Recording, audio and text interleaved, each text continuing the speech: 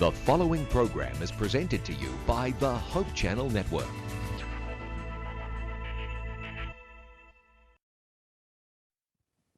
Public schools are having their problems, but so are Christian schools, even to the point of about a 30% plus slide in attendance.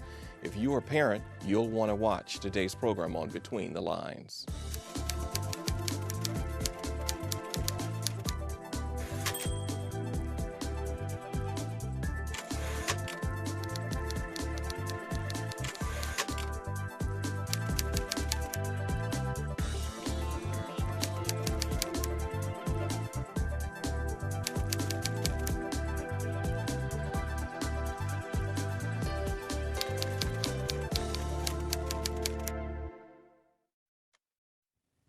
Welcome to Between the Lines. Today our guest is Shane Anderson, the author of How to Kill Adventist Education.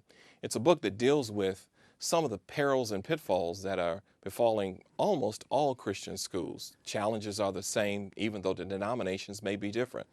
And I don't know about you, but I'm interested because, Heather, I went to church school. I did in college, but I have to tell you, I loved school. I just loved being a student, so I like the topic of education. So I'm interested in hearing from Shane today. Well, Shane, tell us about what drove you to write on this particular topic of education, as a pastor especially. I think there was two things. First of all, I feel very fortunate to have been able to become a Christian, to be raised in at least a partially Christian home, and to have had a chance to attend Christian schools from the time I was in first grade all the way up through my master's degree. My time there was, well, life-changing doesn't seem to quite capture it, but I look back on those years as just, they were fantastic. It was the values that I learned, the God that I met there, the God that is still my God today. My passion for that period in my life and the values that it gave to me drove me in large part to write this book. It's entitled How to Kill Adventist Education. The subtitle is And How to Give It a Fighting Chance. As a pastor, I have been involved with a number of churches in my ministry, and all of them have been connected to a local school. I've also sat on some of our administrative committees which have overseen some of our high schools. I've been involved with the accreditation of one of our universities. And so I've been able to see the various levels of education. So when you talk about education, and you're not just talking about education on one particular level, you're actually talking about education over the span of primary, secondary, and even post-secondary, college. graduate, yeah. The whole thing, Christian education. So I thought that private schools were actually seeing a surge, an upswing in enrollment. Well, really, this coming school year is going to be one of the litmus tests, because the full effects of the economy, our current downturn, will be felt, I think, this coming school year. So the jury's still out a little bit. Is that across the country? Certainly within Adventist schools. In fact, we have had some real challenges over the last few years, which again is my reason for writing the book. I crave to see the experience of students of whatever age being able to be in an environment of academic excellence, and most of all, being able to come to know Jesus as their personal Savior. Shane, I don't know about Heather, but for me, I started a Christian school in kindergarten, first grade, you know. I don't know about you. I mean, where did you begin? I had a couple of years in elementary school, and then I went to a Christian college. Okay. So what is your greatest challenge mentally about this whole finding concerning education? Well, it is disturbing, I think, because we see the parents' role in training a child, and we see the church's role, but sometimes we neglect the school's role, it seems. What is the school's role in training a child to know Christ? You know, the school has a unique opportunity. Obviously, there are certain things that I think everyone, whether they're religiously inclined or not, want their kids to know, to be a good citizen, to contribute to society. These are still relatively commonly held values.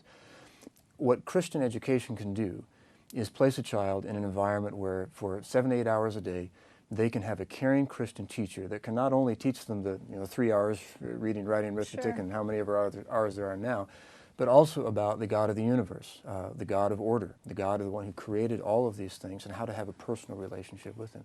That's irreplaceable. Well, it sounds priceless, but I know a lot of parents probably say, I wish I could have that for my children, but we just can't afford it. What advice do you have for those families? You know, it really depends, because that's one of the major things that people will say these days. Well, the reason I don't send my kids to a Christian school is because of money. Right. For some parents, undoubtedly, I believe that is absolutely true. They are doing their best. They're good stewards with their money.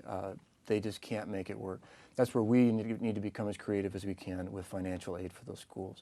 And thankfully, there have been a number of creative things recently that a number of schools have been able to come up with to utilize. So what have you seen? outside What have you funds. seen for these schools? What have they done to help people afford private school? Money generally follows vision. Schools that have a strong vision for the future of what their students can become and what God can do with their school, not coincidentally, generally receive more donations from wealthy donors than other schools that don't. In other words, if a school is having trouble getting financial aid for their students, one of the things that I talk about in the book is that it may well be that there's a vision problem, not with their eyes, but with their spiritual eyesight. What can our school become? Can we become a school of excellence? Now, is that the type of vision of physical plants and gyms and those types of things that we normally anticipate capital campaign projects, or are we talking about something more that's less tangible but more meaningful long-term for the student? Option C, all of the above. We are finding some schools that have fantastic physical plans. In fact, I was just talking a couple weeks ago, brand new facility, tanking, enrollment's going down. I've seen some other schools, physical plant, not so good, but there's a strong leader at the helm and there's a strong vision for academic excellence and spirituality. Those schools, generally speaking, are thriving. And when they ask donors, would you contribute to our financial aid? They have a lot more possibilities to gain that kind of money than schools that aren't so visionary. Well, I want you to know that this is a great topic because so many people are concerned, like you are, about making sure your children, grandchildren, or those children that are maybe next door to you, you want to see them thrive. So we're going to come back to Shane talking about how to make our schools better, especially Christian schools, right after this break.